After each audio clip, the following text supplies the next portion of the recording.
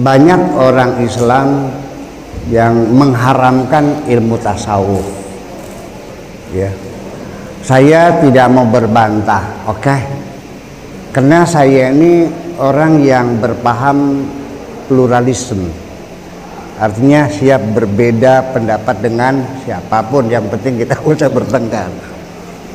Kenapa diharamkan? Karena dalam persepsinya kehidupan bertasawuf itu kehidupan kumuh, kehidupan yang miskin, yang fatalistik, tidak punya gairah semangat, semuanya terserah Allah.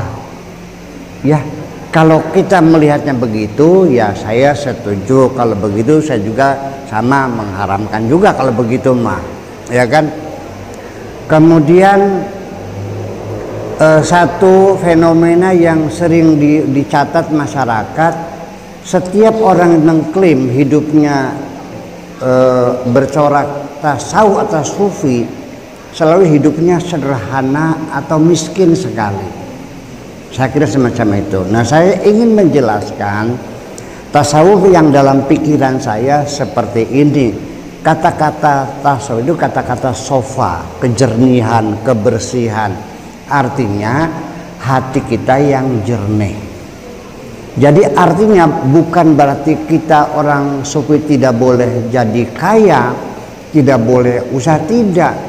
Pemahaman bagi saya adalah jangan pernah merasa memiliki. Jadi artinya silakan Anda punya harta sebanyak-banyaknya, katakan punya kota Makassar dah, ya katakan nilainya 1.000 triliun umpamanya, nggak ada masalah, dia bisa menjadi sufi ketika hatinya tidak pernah merasa memiliki. Di mana bedanya orang yang sufi dengan orang yang tidak sufi?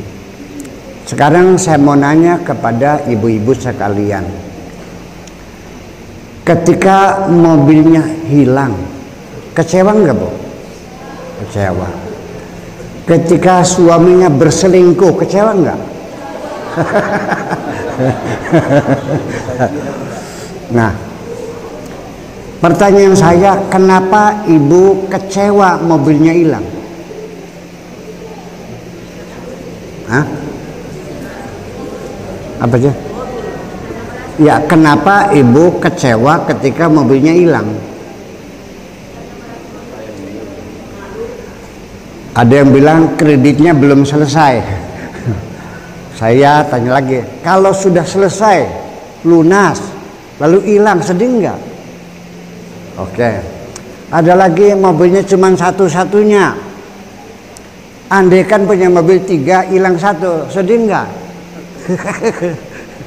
Udah, ternyata itu jawaban kamuflase semuanya itu. Sekarang kalau yang hilang itu mobilnya Pak Camat, sedih nggak Bu? Kenapa tidak sedih? Nah, berarti kesedihan kita ini adalah akibat dari kita merasa memiliki. Itu persoalannya. Kerawanannya adalah ketika kita semakin banyak memiliki, percayalah hatimu akan menanggung banyak kesedihan. Betul? Nah, yang menjadi persoalan, apakah boleh dalam beragama merasa memiliki? Kalau kita bertanyanya kepada syariat, tidak ada masalah. Karena dalam fikih ada hakul mulkiyah, ada hak milik, ada AJB, ada sertifikat, kan begitu? Ada hibah, ada wakaf, ada tukar guling dan sebagainya, diatur kepemilikan secara syariat. Tetapi ketika kita berakidah, kita bicara tentang hati kita, bahwa sesungguhnya apa yang ada di tangan kita itu hanya hak guna pakai sementara. Karena kepemilikan kita ini hanya satu. Lillahi ma fis samawati wa ma fil ardi. Semua yang ada di langit, yang ada di bumi, ini semuanya milik Allah semuanya. Nah, jadi ketika kita merasa memiliki, ini ada suatu high treason, pengkhianatan besar bagi kita. Allah mengklaim langit bumi semuanya milikku, lalu kitanya ini juga milikku. Yang jadi persoalan ketika ada dua pihak mengklaim kepemilikan, berantem nggak? Bertengkar nggak? Dengan siapa engkau bertengkar? Wahai manusia-manusia memiliki, adalah dengan Tuhanmu. Disitulah persoalannya. Jadi tasawuf itu bukan hidup miskin, tetapi hidup yang nyaman, yang tidak lagi pernah sedih, tidak pernah kecewa, tidak pernah takut. Inna awliya Allah la khaufun alaihim wa lahum yahzanun. Jadi kembali lagi, pemahaman tasawuf itu diharamkan. Saya setuju kalau Anda memahaminya tasawuf hidup melarat, hidup miskin dengan malas dan tidak usaha. Betul, saya juga setuju. Tapi kalau kita ingin membangun kedamaian di hati, membangun kebahagiaan yang sejati, lalu diharamkan, saya siap bertempur dengan Anda. Begitu aja siapnya. Iya, semua orang pengen. Nih Ibu sekalian, bahwa kita harus menyadari bahwa ketika kita merasa memiliki, akan menjadi persoalan besar bagi kehidupan kita ini. Mobil hilang, sedih. Anak kesayangan mati, nangis.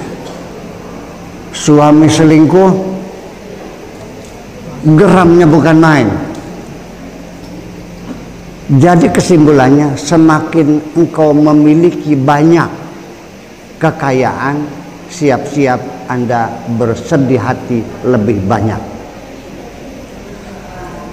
Di dunia ini ada orang, ini tokoh legendaris bagi saya, namanya Bitarmi. Bitarmi ini adalah seorang perempuan yang tidak pernah bersedih hati ditinggal mati oleh suami. Tahu sebabnya apa? Tidak pernah seumur hidup sedih ditinggal suami. Tahu sebabnya apa? Nggak punya suami.